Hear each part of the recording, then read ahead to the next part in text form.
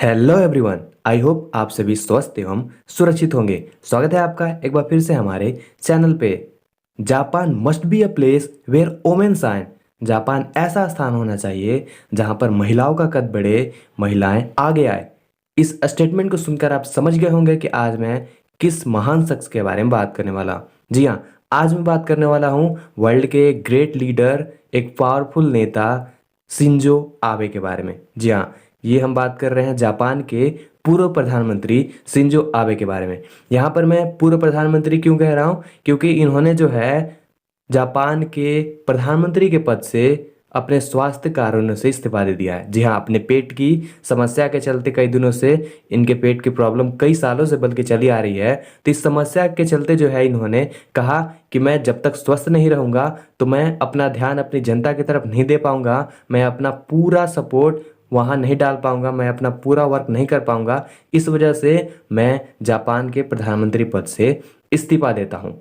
तो आज हम इन्हीं शिंजो आबे की बायोग्राफी देखेंगे, इनके पर्सनल लाइफ, इनके फैमिली बैकग्राउंड, इनके एजुकेशन, इनके राजनीतिक जीवन, सारी चीज़ों के बारे में चर्चा करेंगे। तो बने रहिए मेरे साथ और चलिए समझते हैं शिंजो आबे की बायोग्राफी को।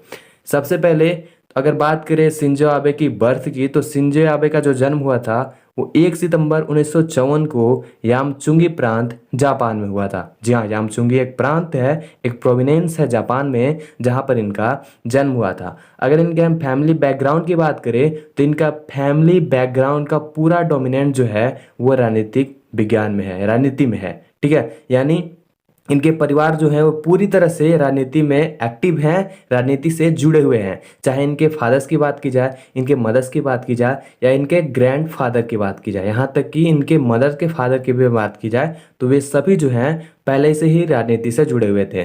तो यहाँ पूरा आप कह सकते हो कि शिंजो आबे का भी जो है वो शुरू से ही राजनीति की तरफ रुझान था। तो चलिए आगे समझते हैं। शिंजो आबे के जो पिताजी थे उनका नाम था शिंटारो आबे। जी हाँ, शिंटारो आबे इनके फादर का नाम था। और शिंटारो आबे जो थे 1958 से 1991 तक हाउस ऑफ रिप्रेजेंटेटिव के सदस्य भी थे, और साथ साथ 1982 से 1986 तक जापान के विदेश मंत्री भी रह चुके थे। तो यहाँ से आप समझ सकते हो कि इनके फैमिली का कितना प्रभाव था राजनीति में। आगे बात करते हैं, इनके मदर्स का जो नेम था वो था योको किवी। जी हाँ, योको किवी इनके मदर्स के नाम था, और इनकी माँ भी राजनीति से जुड़ी हुई थी। साथ साथ जो इनकी माँ के फादर थे नोबेसुकु किवी, ये 1957 से 1960 तक जापान के प्रधानमंत्री रह चुके हैं। जी हाँ, आप सोच सकते हो इनके मदर के फादर भी जापान के प्रधानमंत्री रह चुके हैं। अगर इनकी वाइफ के बारे में बात की जाए, यानी शिंजो आबे की वाइफ के बारे में बात की जाए, तो एक रेडियो डिस्क जॉकी थी जिनका नाम है आकी आबे। और ये आकी आबे के जो फादर हैं वो एक चॉकलेट कंपनी के निर्माता है, एक संस्थापक है।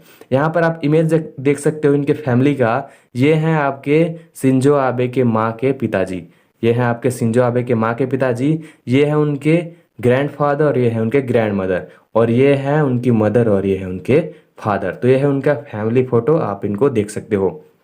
आगे बात करते हैं इनकी एजुकेशन के बारे में, एजुकेशन लाइफ के बारे में। तो इन्होंने जो है 1977 ईस्वी में सेइकी विश्वविद्यालय से पॉलिटिकल साइंस में ग्रेजुएशन किया है। जी हाँ, स्नातक की डिग्री ली है किसमें, राजनीति विज्ञान में। कहाँ से, तो 1977 में सेइकी विश्वविद्यालय से। इसके बाद वे अमेरिका चले गए और उन्होंने वहाँ पर दक्षिणी कैलिफोर्निया विश्वविद्यालय से आगे की पढ़ाई की। इसके बाद जब वहाँ से वे लौटे तो 1979 में वे कोबे स्टील कंपनी जो है उसमें इन्होंने वर्क भी किया। लेकिन इनका शुरू से ही रुझान फैमिली की वजह से राजनीति में था, तो ये उन्होंने काम ज़्यादा नहीं किया और छोड़कर जो है वापस राजनीति में एक्टिव हो गए। उन्होंने शुरू में ही बहुत सारे सचिव, मुख्य सचिव पद पे कार्य भी किया। उसके बाद बहुत धीरे धीरे डेवलपमेंट होते होते आगे भी बढ़ते गए। इसके बाद जो सबसे पहले बारी आई वो आपका 1993 में पहली बार अपने ही क्षेत्र यामचुंगी प्रांत से हाउस ऑफ रिप्रेजेंटेटिव चुने गए। यह पहला बार था जब ये राजनीति में एक बड़ा पद पे गए थे। इसके बाद आपको शिंजो आबे को लिबरल डेमोक्रेटिक पार्टी का मुख्य सचिव भी चुना गया। यानी धीरे धीरे राजनीति में इनका प्रभाव बढ़ रहा है, धीरे धीरे इनके पद का डेवलपमेंट हो रहा है आगे। इसी तरह ये जो है 23 अप्रैल 2006 को लिबरल डेमोक्रेटिक पार्टी के अध्यक्ष भी चुने जाते हैं। तो आप देख सकते हो कितना असर धीरे धीरे इनका पड़ रहा है राजनीति पर। आगे आपको इसी दौर में 14 जुलाई 2006 को जापान के ये सबसे युवा प्रधानमंत्री, जी हाँ, 14 जुलाई 2006 को जापान के सबसे युवा प्रधानमंत्री, यानी मात्र 52 ईयर्स में 52 वर्ष की उम्र में जापान के पहले सबसे युवा प्रधानमंत्री बने थे। इसके बाद जो है, लेकिन यह ज़्यादा साल तक नहीं रह पाए और 12 सितंबर 2007 को ही जो है इन्होंने स्वास्थ्य कारणों से इस्तीफा दे दिया। यानी बीमारी से इनका बहुत पहले ही से नाता है और ज़्यादातर जो स्टमक प्रॉब्लम है, वो बेली प्रॉब्लम है, पेट से जुड़ी हुई समस्या है, वो इनको और स्थिति खराब कर रही है। आगे इसी तरह से उसके बाद जब ठीक होने के बाद ये एक्टिव रहे, राजनीति में कई मुख्य सचिव के पद पर ये कार्य किए। इसके बाद बारी आई आगे 2014 और 2017 के आम चुनाव की, जहां पर इन्होंने भारी बहुमत से जीत हासिल की और फिर जापान के प्रधानमंत्री चुने गए। और अभी जो है इन्होंने इस्तीफा दिया है, लेकिन इनका कार्यकाल अभी समाप्त नहीं हुआ था। इनका कार्यकाल था अभी सितंबर 2021 तक। जी हाँ, सितंबर 2021 में इनका कार्यकाल 2017 से 21 तक खत्म हो रहा था, लेकिन इन्होंने अभी स्वास्थ्य कारणों से जो है इस्तीफा दे दिया। जाहिर सी बात है, अगर आप ठीक नहीं रहोगे तो आप अपने देश के अलग अलग कामों में सपोर्ट नहीं कर सकते, लोगों के बीच नहीं पहुंच सकते, वहाँ लोगों की समस्या को अपनी समस्या से जोड़कर समझ नहीं सकते। तो इसलिए इस कारण से जो है उन्होंने इस्तीफा दे दिया। तो आई होप आप समझ पाए होंगे biography of Shinzo Abe, Japan के पूर्व प्रधानमंत्री की जीवनी समझ पाए होंगे, इनके एजुकेशन लाइफ, इनके पॉलिटिकल लाइफ, इनके फैमिली बैकग्राउंड, और ये सारी महत्वपूर्ण जानकारियाँ आपको समझ आई होंगी। तो आई होप आप समझ पाए होंगे।